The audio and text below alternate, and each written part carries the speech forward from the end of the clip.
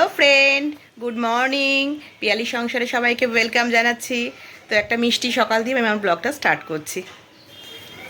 কালকে রাত্রে জানো তো, মানে সকাল থেকে যে ওষুধ খেয়েছি আর কি, অ্যান্টিবায়োটিক যে খেয়েছি, তো খেয়ে আজকে একটু দেখছি সকাল থেকে হালকা ব্যথাগুলো একটু কম আছে আর কি পিঠের পিছনে। তো আজকে ঘুম থেকে না উঠতে লেটও হয়ে গেছে জানো তো, এত সুন্দর ওয়েদারটা হয়ে রয়েছে। কালকে তো মনে হয় সারাটা রাত ধরে বৃষ্টি হয়েছে, এখনও দেখো সকালে বৃষ্টি পুরো হয়েই যাচ্ছে। তো ঘুম থেকে ওঠার পর জানো ছেলে মেয়ের কী আবদার, বলছে মাম্মি আজকে একটু চানা মশলা করো। এবার চানা মশলা রুটি, তো এই সকাল থেকেই এতক্ষণ ধরে জানো এটারই প্রস্তুতি নিচ্ছিলাম আর কি। হ্যাঁ, মানে চানা আলু এগুলো সব সেদ্ধ টেদ্ধ করে আসলাম আর কি। আনছি না, একটু সকালবেলা একটু বন্ধুদের সাথে একটু কথা বলি, গিয়ে সবাইকে একটু সুপ্রভাত জানাই। সবাই কেমন আছো? আশা করি সবাই ভালো আছো তোমরা। আমিও চাই তোমরা সবাই ভালো থাকো, সুস্থ থাকো।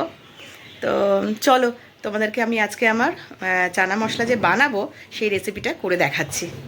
দেখো, দেখে তোমাদের ভালো লাগে কি না, আর বাড়িতে ট্রাইও করতে পারো কিন্তু। চলো তো বন্ধুরা, দেখো আমি কী কী আজকে মানে মানে চানা মশলাটা বানাবো, যে তার জন্য কী কী প্রিপারেশান করেছি। এসো,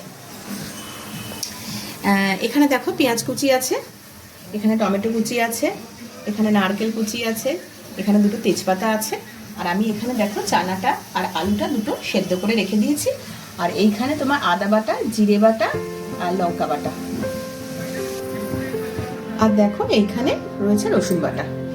তো দেখো বন্ধুরা, আমার কড়াইটা একদম গরম হয়ে গেছে।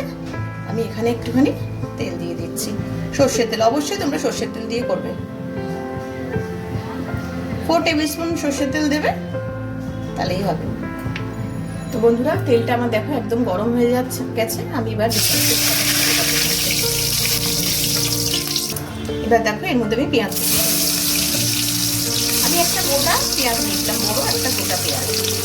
তোমরা চাইলে দুটো তিনটেও দিতে পারো।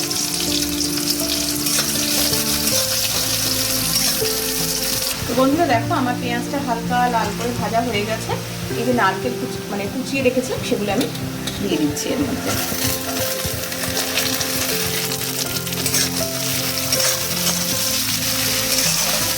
বন্ধুরা, আমার নারকেলটা হালকা করে ভাজা হয়ে গেছে। এবার আমি 1 টেবিল স্পুন রসুন বাটা দিয়ে দিলাম, এর মধ্যে অ্যাড করে দিলাম।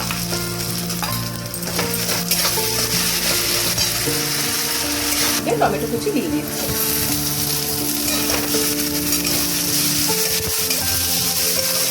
তো আমার টমেটো দিয়ে হালকা হালকা মোটামুটি ভাজা ভালোই হয়ে গেছে। আমি এবার এর মধ্যে মশলাগুলো অ্যাড করে দিলাম।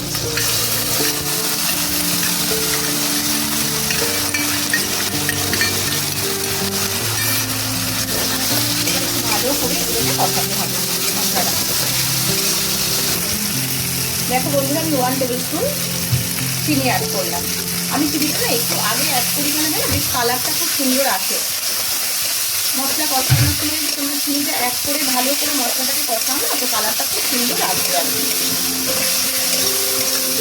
আমি 1 টেবিল স্পুন লবণ আর 1/2 টেবিল স্পুন অ্যাড করলাম।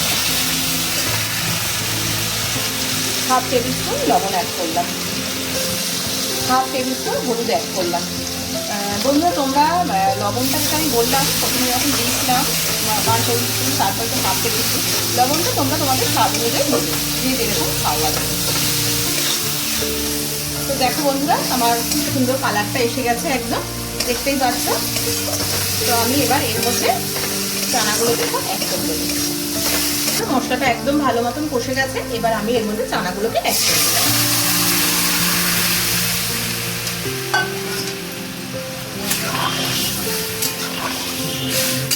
জলের পরিমাণটা যে যেরকম মানে গ্রেভি খেতে চাও সেরকম ভাবে রাখবে। তো দেখো বন্ধুরা, আমার পুরো দেওয়া হয়ে গেছে কড়াইতে চানাটা। কালারটা কত সুন্দর এসেছে। এবারে আমি একটু 10 মিনিট ফুটতে দেবো এটাকে। বন্ধুরা দেখো, আমার ভালো মতন এটা কমপ্লিট হয়ে গেছে, সুন্দর আলু সেদ্ধ হয়ে গেছে, ফুটে গেছে। এবার আমি এর মধ্যে 1/2 টেবিল স্পুন গরম মশলা অ্যাড করে দিলাম।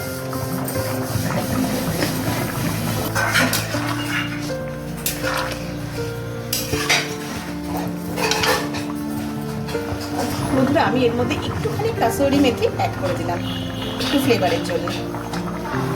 চাইলে তোমরা দিতেও পারো, নাও দিতে পারো। দেখো আমার পুরো রেডি, কমপ্লিট একদম। তো বন্ধুরা দেখো আমার পুরো একদম কমপ্লিট। তো আমার এই পুরো রেডি হয়ে গেছে।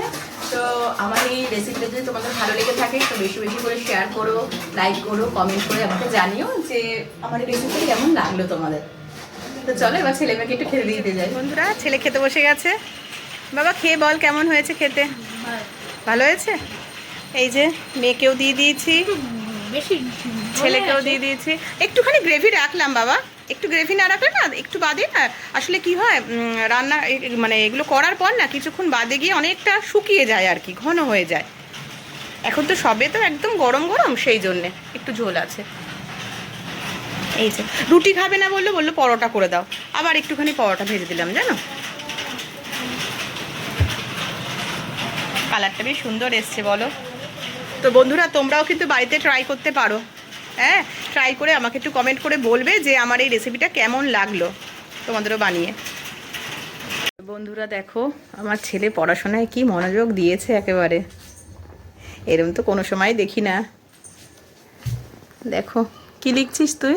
বিজ্ঞান। ও বিজ্ঞান, বিজ্ঞানটা খুব ভালোবাসে জানো তো। বিজ্ঞান সাবজেক্টটা ওর কাছে সবথেকে মানে প্রিয় আর কি। আর এই পড়াশোনা করছে আর তার ফাঁকে আমাকে বললো যে বাইরে মাম্মি বেশ ঠান্ডা ঠান্ডা আছে, বৃষ্টি হচ্ছে, একটু ঝালমুড়ি করো, বানাও আর কি। তো দেখো এই যে অলরেডি মেয়ে বসে গেছে খেতে।